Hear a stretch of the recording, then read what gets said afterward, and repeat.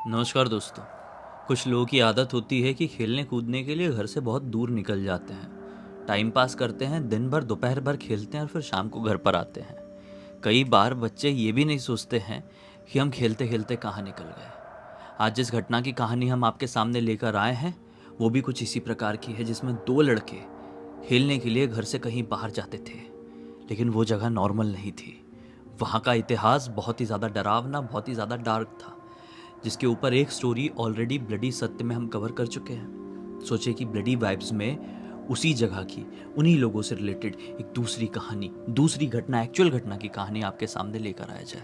आइए जिया की जुबानी आज जानते हैं कि क्या कुछ हुआ था उनके साथ। ये जो घटना घटी थी, बेसिकली सैम नाम के लड़के, उसके एक फ्रेंड ने और उसके एक फ्रेंड के पापा ने, इतने सारे लोगों ने एक साथ एक्सपीरियंस किए थे। इनका उत्तर प्रदेश के अंदर एक छोटा सा टाउन है जहाँ पे काफ़ी सारे लोग रहते हैं। आराम से सबकी ज़िंदगी आराम से बीत रही होती है। जो सैम है वो उसके दोस्त से पढ़ाई लिखाई करना, अपना खेल कूद करना, सब कुछ उनकी ज़िंदगी में सही सही चल रहा था। जो सैम है वो और उसके दोस्त, इन लोगों की क्रिकेट खेलने की एक बहुत आदत है। कहीं पर भी ये लोग कितना भी काम में बिजी रहेंगे, एक बार दिन में क्रिकेट ज़रूर खेलेंगे। कुछ भी हो जाए और कोई गेम नहीं खेलेंगे, सिर्फ और सिर्फ क्रिकेट ज़्यादा खेलने फोकस करते हैं। तो क्या होता है कि एक दिन ऐसे ही जो सैम है वो और उसका एक दोस्त जय, दोनों क्रिकेट खेल रहे थे। एक ग्राउंड है उनके गांव के थोड़े से आउटर एरिया में, और जो ग्राउंड है ना, वो ऐसी जगह से नज़दीक है जो जगह उस गांव के लिए बहुत ही ज़्यादा भूतिया है, श्रापित है, क्या बोलो उसको।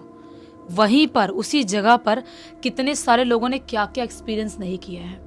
वो जो जगह है, एक टाइम पे वहाँ पे एक मैरिज हॉल हुआ करता था। वो मैरिज हॉल जब हुआ करता था तब वहाँ पे शादी ब्याह भी काफ़ी सारी हुआ करती थी, सब कुछ सही सही चल रहा था।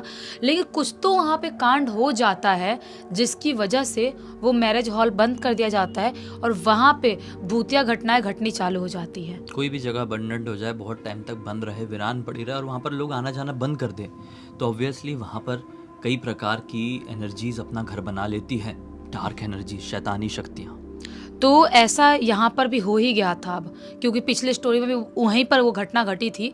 लेकिन अभी काफ़ी टाइम हो गया तो उस घटना घटे हुए। तो सैम अपने दोस्त जय के साथ आराम से क्रिकेट खेल रहा है और क्रिकेट खेलते ही खेलते अचानक से इतने ज़ोर से बॉल वो मारता है सैम की, वो बॉल सीधा उस जो घर वाला एरिया था, मैरिज हॉल वाला एरिया, वहाँ पर जाके उधर अंदर गिरता है। अब हो जाती है इसको टेंशन। सैम बोलता है, यार जय, बॉल तो उधर अंदर जाके गिर गया, अब क्या करें। और ये इवनिंग का टाइम हो रहा था। बोला ना मैंने कि ये एक बार क्रिकेट ज़रूर खेलते थे और दिन में इनको टाइम नहीं मिला था, तो इवनिंग के टाइम में खेल रहे थे। तो जय बोलता है कि यार लाना तो पड़ेगा ही ना जाके, जब तूने मारा तू लेके आ। सैम बोलता है कि नहीं यार, वो जगह ठीक नहीं है, पहले भी हम भुगत चुके हैं उस जगह पर जाके, और वहाँ पे जो जाता है उसका दिमाग पूरा फिर जाता है। वो जगह बिल्कुल बहुत ज़्यादा भूतिया है।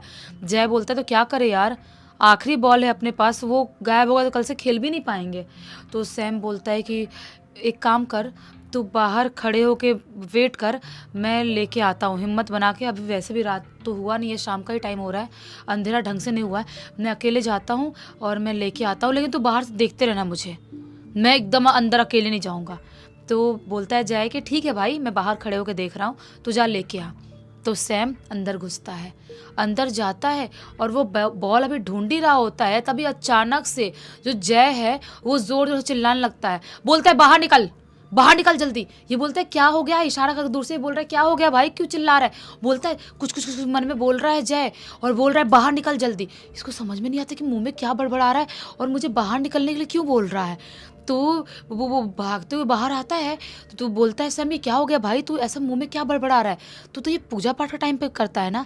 वो बोलता है कि तू बस चल, उसका हाथ पकड़ता है सैम का, और भागते हुए जय उस एरिया से बाहर निकल जाता है। थोड़ी दूर आगे जाते हैं सेफ प्लेस पे, वहाँ पे ज़ोर ज़ोर से अभी भी हनुमान चालीसा पढ़ ही रहा था जय, और ये भी अपना आयत पढ़ने लगता है। जब देखता है इतने ज़ोर से हनुमान चालीसा पढ़ रहा है, मतलब कुछ तो गड़बड़, बहुत घबराया हुआ है, तो ये भी अपना आयत पढ़ने लगता है सैम। तो फिर जब पढ़ के होता है तो बोलता है, जब अपने गाँव के अंदर एंटर कर जाते हैं तो बोलता है सैम कि क्या हो भाई, तू ऐसे डराते हो मुझे क्यों बुलाया बाहर। तो जय बोलता है भाई, जहाँ तू बॉल ढूंढ रहा था ना, वहाँ पे तेरे जस्ट पीछे एक ब्लैक शैडो खड़ी थी जिसकी आंख बहुत ही बुरी तरह से, बहुत ही अजीब सी चमक रही थी, जो तुझे ही घूरे जा रही थी जैसा तुझे आंखों से ही खा जाएगी। इस तरह से तुझे घूरी जा रही थी और वो तुझे मारने ही वाली थी। उससे पहले मैंने जोरों से हनुमान चालीसा पढ़ना स्टार्ट किया और तुझे जोर से बुलाया मैंने। भाई किस्मत अच्छी थी जो बच गए। वो पक्का कोई इंसान नहीं था, वो कुछ ना कुछ अलग अलग शैतानी शक्ति थी, कुछ तो प्रॉब्लम था।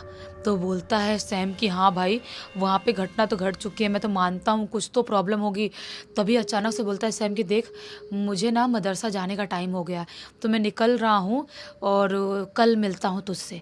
तो जय अपने घर की तरफ चले जाता है, उसका कुछ ट्यूशन व्यूशन होगा अपना पढ़ने के लिए, और सैम भी मदरसा की तरफ चले जाता है।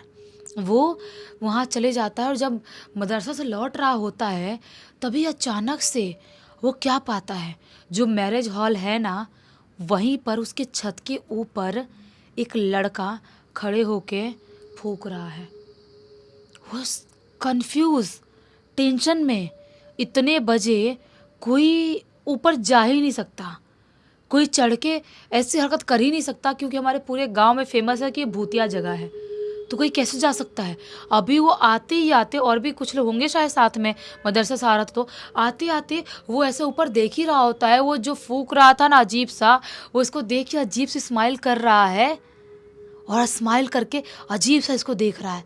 ये बहुत स्पीड में कदम बढ़ाता है सैम और वहाँ से निकल जाता है। वहाँ से निकल गया और उसके बाद वो कुछ दिन तक उसको अजीब सी घबराहट होती रही कि मतलब क्या करूँ मैं, कुछ समझ में नहीं आ रहा है। एक दिन वापस से इवनिंग के टाइम में उसके उर्दू की क्लासेस थी, तो सोचता है कि मैं जाता हूँ अकेले, अब उसका काम है तो अकेले ही जाएगा ना बेचारा। उस दिन वो उर्दू की क्लासेस के लिए अकेले उसी रास्ते से जा रहा था। वो शायद इकलौता उनके टाउन का रास्ता है जहाँ से सबका आना जाना होता है, लेकिन फिर भी लोग उस मैरिज हॉल की तरफ नहीं जाते हैं, उसके अंदर घुसना तो बहुत दूर की बात है। लोग चुपचाप अपने रोड से रोड क्रॉस करते हैं, वहाँ से अपना काम करने जाते हैं और चुपचाप अपने घर आते हैं। तो ये अपना उर्दू क्लासेस के लिए जा रहा था। उससे लिटरली ऐसा किसी के अंदर से अजीबोगरीब तरह की आवाज़ें सुनाई देती है मैरिज हॉल के अंदर से, और ना चाहते हुए भी वो उधर देखता है, और जैसे उधर देखता है किसी की ब्लैक शैडो मानो खड़े होके इसको घूर घूर के देख रही है, ऐसा ये देखता है। अब इसको और ज़्यादा घबराहट होती है, मन में ज़ोरों से आयत पढ़ते पढ़ते वहाँ से स्पीड बढ़ाता है, स्पीड बढ़ा के वहाँ से भागते हुए अपने उर्दू क्लासेस जाता है और वहाँ से अपना क्लास करता है। उसके बाद शायद उसके साथ कोई आया होगा, साथ में आ गया होगा, अकेले आया होगा, घर आता है। उसके बाद से वो इवनिंग के टाइम में, शाम के टाइम में थोड़ा बहुत अकेले जाने से उधर बंद कर दिया, अपना अकेले नहीं जाता था। एक दिन ऐसे ही अपने शहर में ही, अपने टाउन में ऐसे ही घूम रहा था, तभी उसका एक दोस्त उसको मिलता है, अयान। वो बोलता है अयान कि भाई तू आजकल क्रिकेट नहीं खेलता है और ज़्यादा मिलता जुलता नहीं है, क्या कर रहा है आजकल। सैम बोलता है भाई मैंने 2-3 एक्सपीरियंस लगातार कर लिया वो मैरिज हॉल की तरफ, और मुझे बहुत ज़्यादा डर लग रहा है, मुझे समझ में नहीं आ रहा है कि क्या चल रहा है ज़िंदगी में, बहुत ज़्यादा डरावना माहौल हो चुका है वहाँ पे। अयान बोलता है भाई तू कैसी बात कर रहा है, उधर तू जाता क्यों है शाम के टाइम में, तुझे पता तो है ना मैरिज हॉल के जस्ट पीछे साइड में एक तालाब है और उधर ही एक ट्यूबवेल है, अपना जो गांव का, अपना शहर का जो ट्यूबवेल है, वहाँ पर मेरे पापा आज से कुछ साल पहले काम किया करते थे। अयान बताता है मेरे पापा का जॉब था वहाँ पर कि रात के टाइम में एक टाइम होता है, पर्टिकुलर टाइम, उस टाइम पे जाकर ट्यूबवेल का वहाँ पे पानी चालू करना है, और पानी चालू करके और फिर एक टाइम बाद बंद करके वापस वहाँ से आना है। तो उनकी रात की ड्यूटी थी अयान के पापा की, तो वो डेली अपना आया जाया करते थे। लेकिन एक दिन वो लेट हो जाते हैं अपना वहाँ पर पानी चालू करने जाने के लिए। रात के तकरीबन 12 बजे करीब उस ट्यूबवेल के पास पहुँचते हैं। वहाँ पहुँचते हैं और पानी चालू करते हैं, और वहीं पर सोचते हैं कि थोड़ी देर बैठता हूँ, नींद बहुत ज़्यादा आ रही है। तो कई बार खटिया उटिया लगा के रखते थे लोग दिन में भी बैठने बैठने के लिए वहाँ पर, तो खटिया वहाँ पे लगी हुई थी। तो अयान के पापा वहाँ पे थोड़ा लेट जाते हैं और सोचते हैं कि यार जब तक पानी भर रहा है थोड़ा सा एक नैप ले लेता हूँ, नींद बहुत ज़्यादा आ रही है और अजीबोगरीब फीलिंग आ रही है। तो अयान के पापा ऐसे सोए हुए हैं, तभी अचानक से उनको पानी की छप छप छप छप करके आवाज़ सुनाई देती है। अचानक से आँख खोलते हैं, और जैसे ही आँख खोलते हैं उनको ऐसा लगता है कि कोई ट्यूबवेल की तरफ गया है, कोई तो गया है, उनको ऐसा महसूस होता है। वो उठते हैं और जो ट्यूबवेल के पानी के वाला जो एरिया था उस तरफ उठ के चढ़ के उधर जाते हैं। और जैसे उधर जाते हैं तो जो देखते हैं ना, वो मानो उनका खून सूख गया, उनकी सांस अटक गई, उनको सांस आ ही नहीं रहे, कुछ ऐसा देखते हैं। वो जो ट्यूबवेल का पानी है ना, वहाँ पर एक ऐसा क्रिएचर, इंसान या शैतान बोलो, खड़ा है जिसका ये वाला हिस्सा है ही नहीं, सिर्फ धड़ वाला हिस्सा है। और वो धड़ वाले हिस्से से वो पानी के पास खड़ा है और अजीब सा हाथ से पानी निकाल रहा है और अजीबोगरीब तरह से यहाँ पानी डाल रहा है अंदर। उसका ये वाला हिस्सा नहीं है, फिर भी वो पानी इधर डाल रहा है। उसको जैसे ये देखते हैं, इनका मानो खून तो सूख गया है, अजीब सा घबरा तो रहे हैं वो। उनको समझ में नहीं आता है कि मैं करूँ तो करूँ क्या। बहुत ज़्यादा तेज़ घबराए हुए हैं और वो वहीं पर उधर ही साइड में जो दीवार था, वो दीवार की तरफ चिपक के छुप जाते हैं, क्योंकि वो समझ जाते हैं ये जो शैतान है ना, ये नॉर्मल नहीं है। ये शैतान बिल्कुल भी नॉर्मल नहीं हो सकता। अगर मैंने कुछ भी आहट किया तो ये कुछ भी कर सकता है। और वो वाले जो भूत होते हैं ना, जिनका सिर्फ धड़ होता है, वो बहुत फास्ट किसी को भी समझ जाते हैं। तो ये छुपे हुए हैं, चिपक के एकदम सांस वास सब रोके हुए हैं। तभी अचानक से वो देखते हैं कि वो ट्यूबवेल की तरफ से निकला है और निकल के तालाब की तरफ और मैरिज हॉल की तरफ से होते हुए कहीं चला गया। और जैसे वो जाता है, फटाक से वो जो गेट है वो गेट बंद करते हैं। और जैसे ही गेट बंद करते हैं ट्यूबवेल की तरफ का, अचानक से उनको ऐसा महसूस होता है कि अंदर जो पानी है ना, पानी में कोई जोर जैसे छाप छाप छाप करके कूद रहा है, कोई जोर जोर से। और किसी की इतनी भयानक आवाज सुनाई देती है ट्यूबवेल के अंदर से, इतनी भयानक आवाज जैसा कि भूतिया फिल्मों में बहुत सारे जानवर की एक साथ आवाज क्रिएट करके कैसे सुनाते हैं। इतनी खौफनाक आवाज।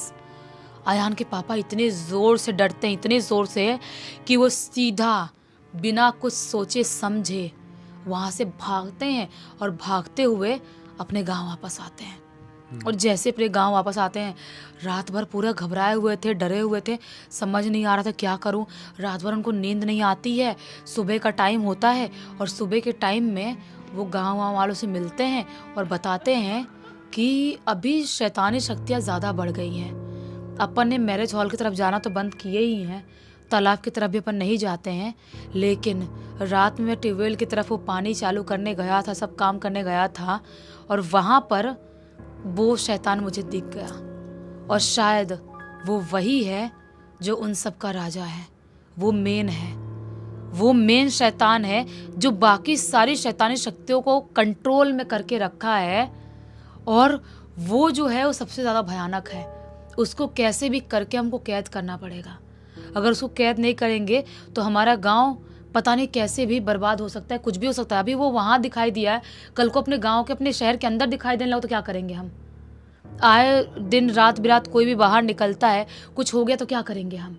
तो गांव वाले लोग शायद कुछ तो डिसीजन लेते हैं, कुछ तो करते हैं, बाबा तांत्रिक किसी को बुलाते होंगे और बुला के वो जो एरिया है ट्यूबवेल वाला, तालाब वाला, उसको गांव से अलग ही बांध देते हैं।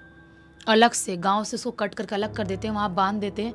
तब से गांव के अंदर कोई एक्टिविटी तो नहीं होती है, लेकिन जो मैरिज हॉल है, जो तालाब वाला एरिया है, वहाँ पर अभी भी कोई भी अगर रात के टाइम या शाम के टाइम में जाता है तो कुछ ना कुछ महसूस ज़रूर कर लेता है, जैसा इन लोगों ने महसूस किया है।